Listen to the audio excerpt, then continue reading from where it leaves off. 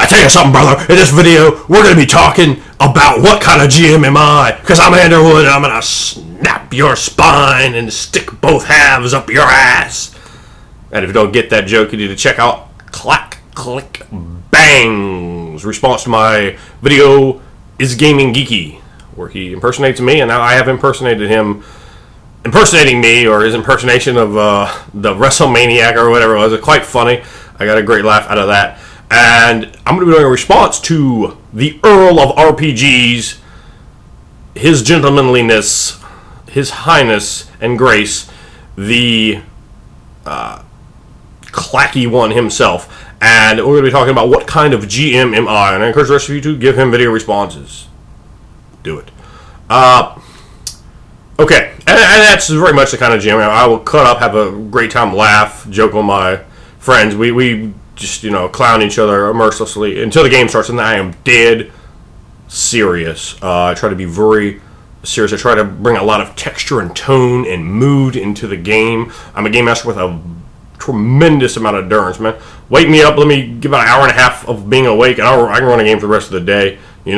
I've run games, even in like the last 3 years, I ran a game that lasted about 18 hours straight with just some small quick food breaks, and we'll just keep going. We played from like 2 in the afternoon to like 8 in the morning.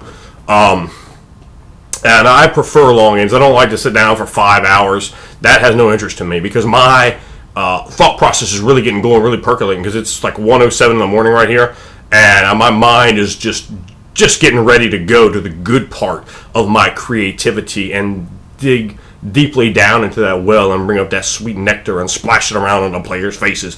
And that's really part of what I like, and that's why I really demand the players to play in a fashion that is entertaining to me, because it is the player's responsibility to entertain me when I'm the game master, much as it is my responsibility to entertain them when they're the game master. Now, when you are feeding your game master, when you're giving him energy, he's going to be able to come back to you, and I'm able to come back to my players when they're entertaining me, when I'm having a good time. And then when the game's over, I'm going to sit down, I'm going to write stuff, I'm going to come up with stuff for those characters, particularly the ones that are entertaining me.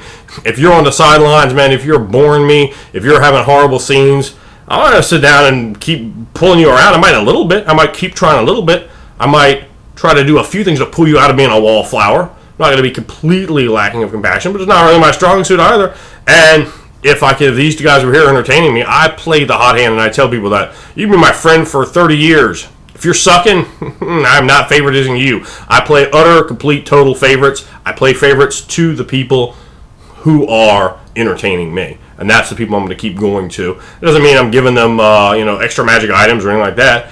It means I'm giving them more spotlight, more time to entertain me, because I, as a game master, want to have fun. If you're not doing that, you need to step your ass up and deliver. I can't send somebody up to the plate to just strike out over and over again. And I've become livid with people when they've been set up great scenes, particularly when you develop a character and you want to do this particular type of character. For example, I was running a Vampire Masquerade game, and one of the players, he's in my group now, and he knows this, and his monkey ass watches the video, he'll know. He had a character he wanted to play a soap opera star in the game. Was his character called before he got embraced? I said, okay, no problem. We'll roll with that. So I create this intricate scene where he's getting to actually do his concept. It's not just, this is a background that's completely irrelevant, I'm going to do nothing with it. No, I'm going to give you your mileage. You understand? If you say this is where you came from, this is what you want to do, I'm going to give you some stuff to do with that. So we're kind of having this scene where we're writing into his character dying. I have this real intricate soap opera script, basically, that I've written, and I'm playing out all these different parts, and I'm like, boom, go. Now he's just like a deer in the headlights, man. And I was like, I got mad. This game I ran a little bit differently. I basically did a lot of one-on-one stuff back with my parents, before I was out on my own when I was still in college. And the players, I would just kick them all in the living room. They would sit there, and then you would come back, one-on-one or all of you into my bedroom, depending on how I needed people for scenes or what have you. And his monkey ass went and sat out in the damn living room for the rest of the night. I was furious because I set this awesome scene up that took a long time to build. I mean, writing, almost a script for a soap opera. I'm not doing it word for word, but I wrote all this different stuff out, and I'm bing, bing, boom, playing all these different characters, and I'm ready to go. And I was like, this is going to be an awesome scene. We're really letting him shine because this is concept. This is what he has told me he wants to do. Punishment for the wicked, and the wicked are those who are not prepared to play their character. Something I am very big on. Don't sit there and go, well, my character. Know what your character would do. If you don't, you sit there and go, because I'm not going to have patience for that sort of ridiculous mentality. And if you ever play one of my games, damn well know your character. You need to know him inside and out.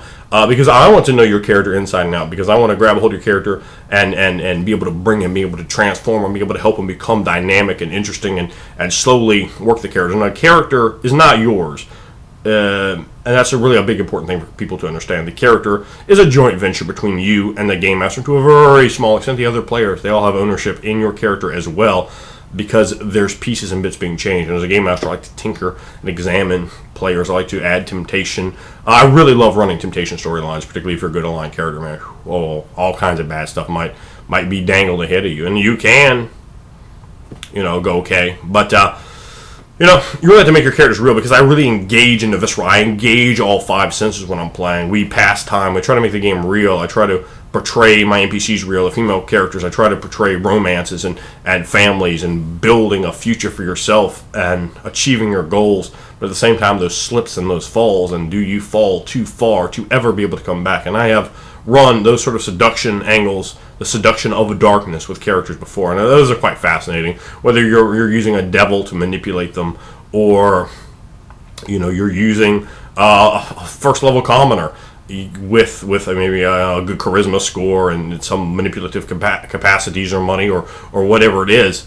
As a game master, I really like to play, particularly in a D&D game, I really like to play the strange, powerful, odd entities. I love to play outsiders, whether they be angels or devils particularly. Those two are really great. Demons, I think, have a little less depth to them, although they're eldritch and very interesting, and particularly, when you have the more Cthulhu-esque sort of entities, they pose a great role-playing opportunity. But to me, devils are just magnificently intriguing and interesting to play in a game, because devils don't go, run at you and fight you. No. That is not how a devil works.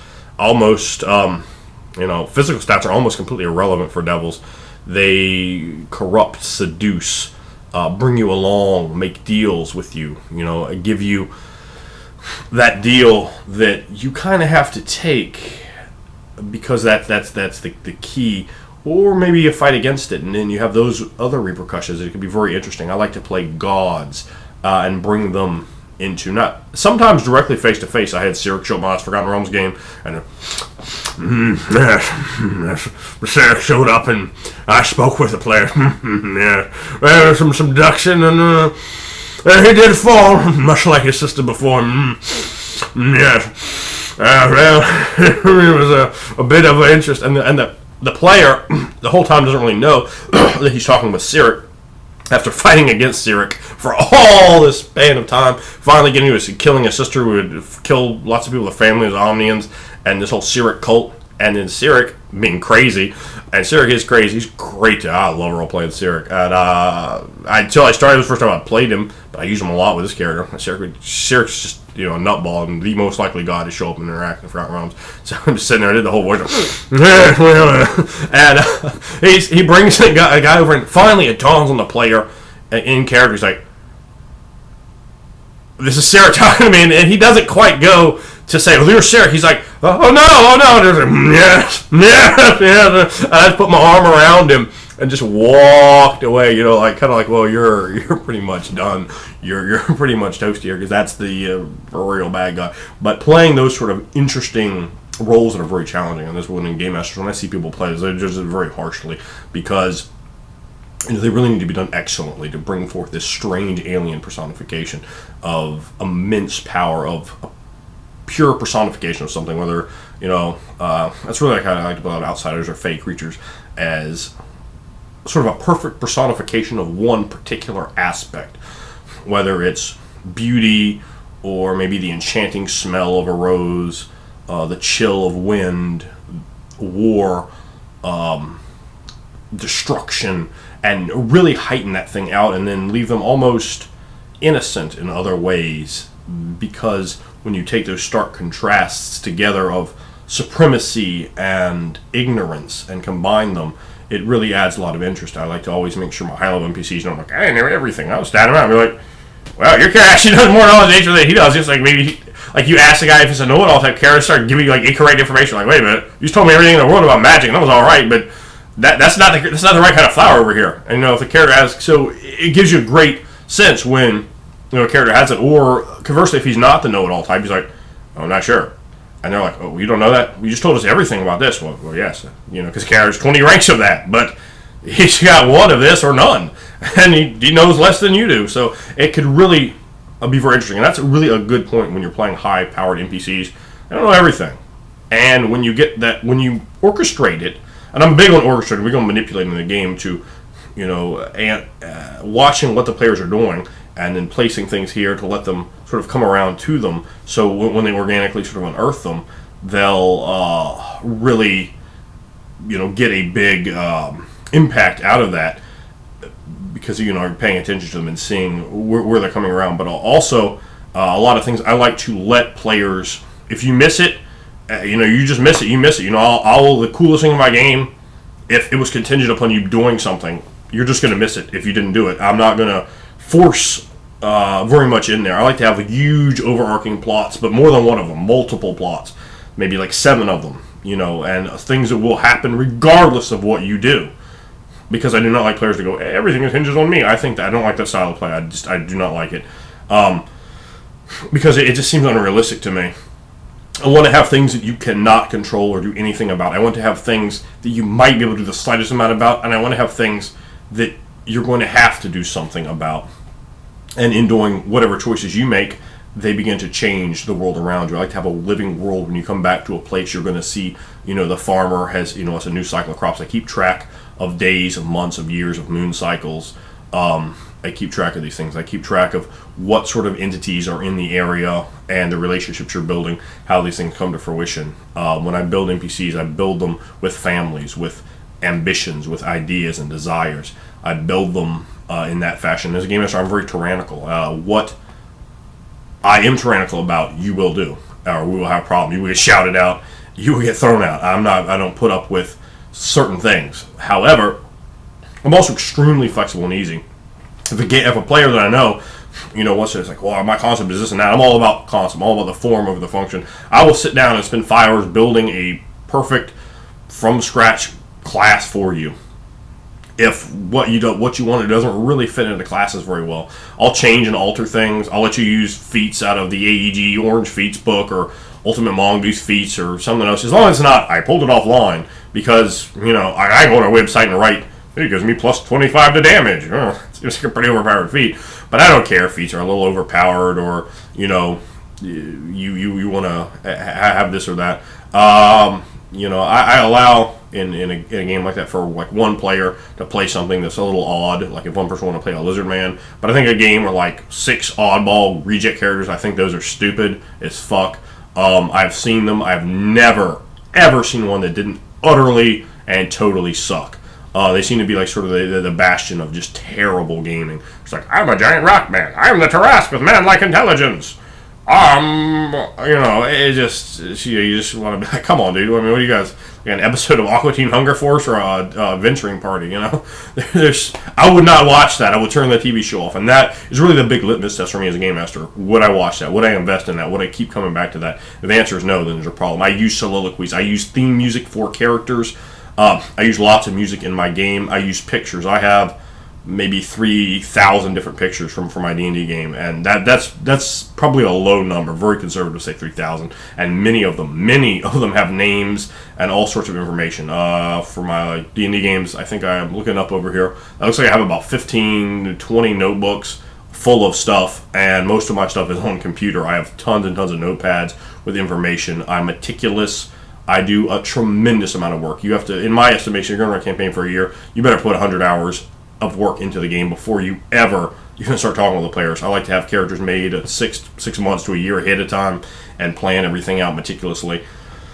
I think that's one of the things as game masters, you can't be lazy. You have to do work. Some people like to run it off the cuff. I think that's terrible. I think run off the cuff games have the propensity to utterly suck, because if you get caught in something, you're like, if you're the game master, get deer in the headlighted, man, your players will see that in the illusion. You are an illusionist as a game master. You're creating something from nothing, and once you stop being able to create that, it all falls apart. I see people that run